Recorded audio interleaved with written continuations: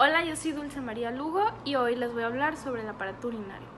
El aparato urinario se conforma por dos riñones, dos uréteres, una vejiga y la uretra.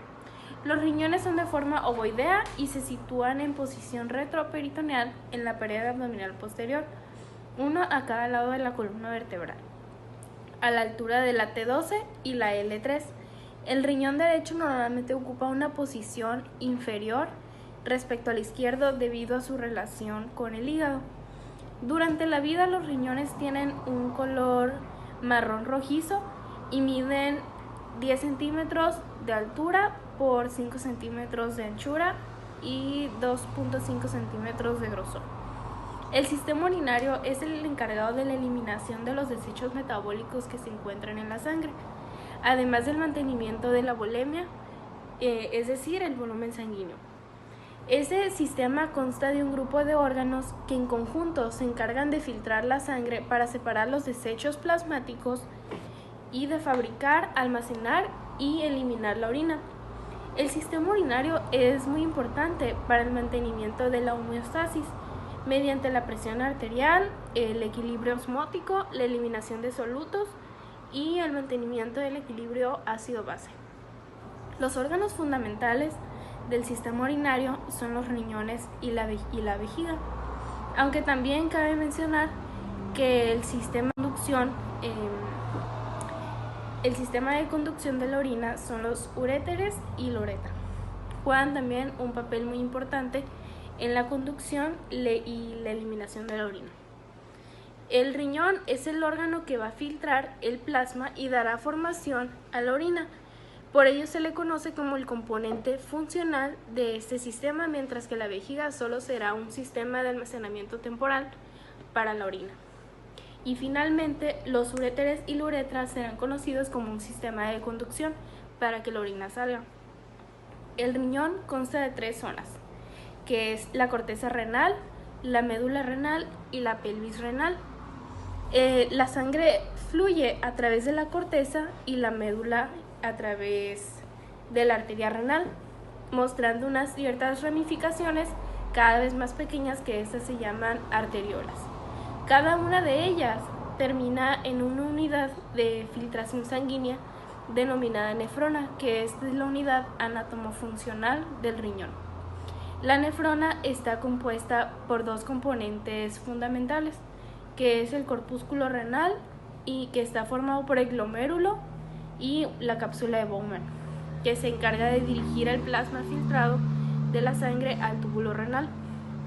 Y es el túbulo renal que a su vez también se va a dividir en diferentes secciones, que es el túbulo proximal, la asa de Henle, el túbulo distal y el túbulo colector. El corpúsculo renal se va a encargar de la filtración de la sangre, mientras que el túbulo se va a encargar de dos funciones importantes, que es la reabsorción y la secreción de los componentes sanguíneos.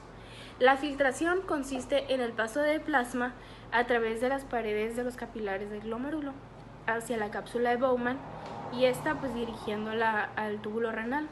Y el túbulo renal va a tener también dos objetivos, que es la reabsorción, es decir, es el proceso en el que el agua y los solutos se transportan a la luz del túbulo renal hacia el torrente sanguíneo, y también va a tener la secreción, que este es el proceso por el cual algunos solutos van a pasar del torrente sanguíneo a la luz del túbulo renal mediante los transportadores activos y pasivos, esto sin tener que pasar por un proceso de filtración. Buenas tardes, yo soy Senia Valdivia y yo les voy a presentar las funciones del sistema urinario. El aparato urinario trabaja con los pulmones, la piel y los intestinos, los cuales también excretan desechos para mantener en equilibrio las sustancias químicas y el agua de nuestro cuerpo. El aparato urinario elimina de la sangre un tipo de desecho llamado urea, la cual se produce cuando los alimentos que contienen proteínas se descomponen en el cuerpo, y la urea se transporta a los riñones a través del torrente sanguíneo. Los riñones eliminan la urea del cuerpo a través de las nefronas, que son unidades minúsculas de filtrado. La urea, junto con el agua y otras sustancias de desecho, forman la orina mientras pasa por las nefronas y a través de los túbulos renales del riñón. Después de esto, la vejiga almacena la orina hasta que la persona esté lista para ir al baño a expulsarla. y los nervios de la vejiga le hacen saber cuándo orinar o cuándo es tiempo de vaciar la vejiga. Al momento que sucede este proceso, cuando la persona orina, el cerebro le envía señales a los músculos de la vejiga para que se aprieten y expulsen la orina de la vejiga.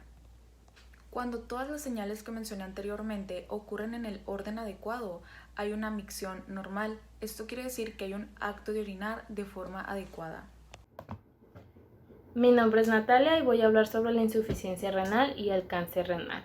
La insuficiencia renal se define como la presencia de una alteración estructural o funcional renal que persiste por más de 3 meses con o sin deterioro de la función renal.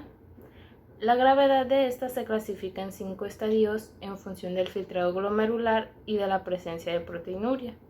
La clasificación de enfermedad renal se basa en las causas y en las categorías de filtrado glomerular y de la albuminuria. Grado 1 sería mayor de 90, que sería normal elevado. Grado 2 de 60 a 89, ligeramente disminuido. Grado 3A de 45 a 59 es ligeramente a moderadamente disminuido.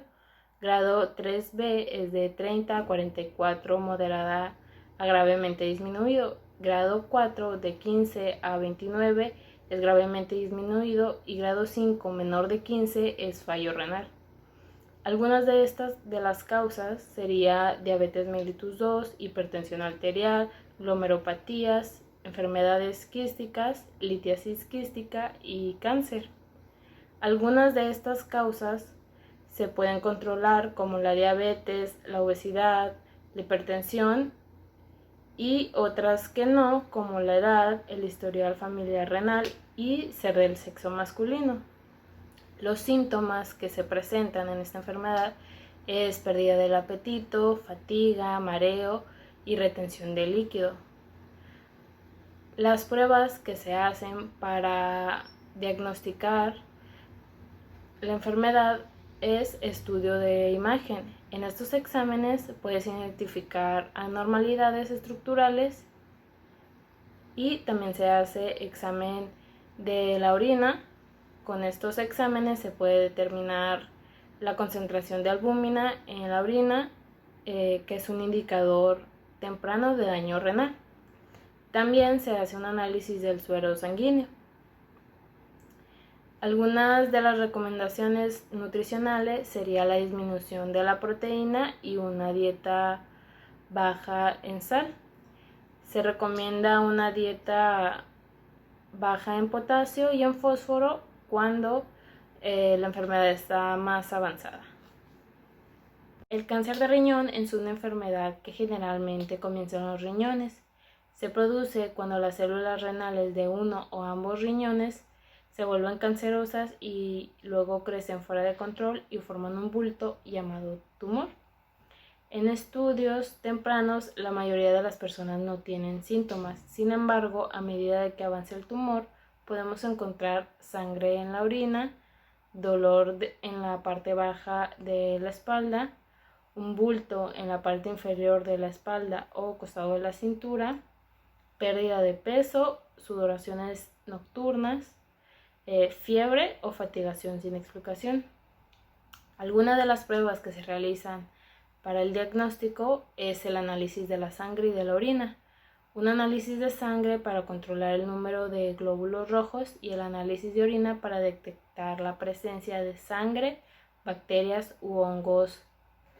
Estos estudios pueden detectar células cancerosas o signos que sugieran la presencia de cáncer en el riñón, pero deben complementarse con otros adicionales para conseguir un diagnóstico definitivo.